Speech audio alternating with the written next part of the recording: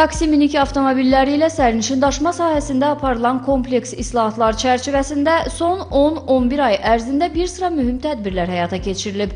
Xüsusilə taksi parkının mərhələli şəkildə yenilənməsi, ətraf mühitin mühafizəsinə töhfə verən elektrik və hibrid tipli nəqliyyat vasitələrinin xidmətə cəlb olunması təmin edilib. Bu dövr ərzində əsas məqsədlərdən biri taksi parkının yenilənməsi idi ki, burada müsbət nəticələr tamamilə əldə olunur.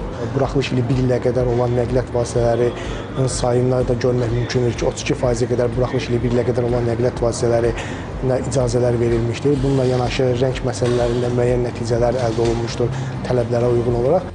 Eyni zamanda sərnişin daşıma xidmətinə nəzarətin gücləndirilməsi və xidmət keyfiyyətinin artırılması məqsədi ilə elektron taksi alt sistemi istifadəyə verilib.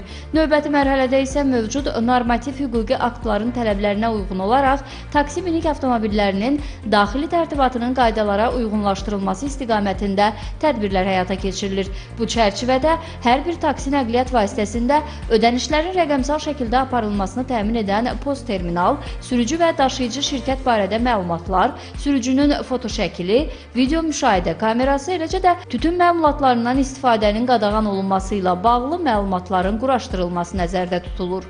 Bugünkü günün tələbləri mən deyərdim ki, hal-hazırda taksi fəaliyyətini daha da rahatlaşdırır.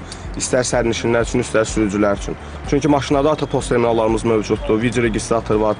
Həm çöldə müşahidə aparılır, həm daxildə müşahidə aparılır. Bu da bizim üçün də müsbət haldır. Bizim işimizin də keyfiyyəti artır. Avtomobilimizdə siqaret çəkmə qadağandır lövhəsi, video registrator mövcuddur və post terminal.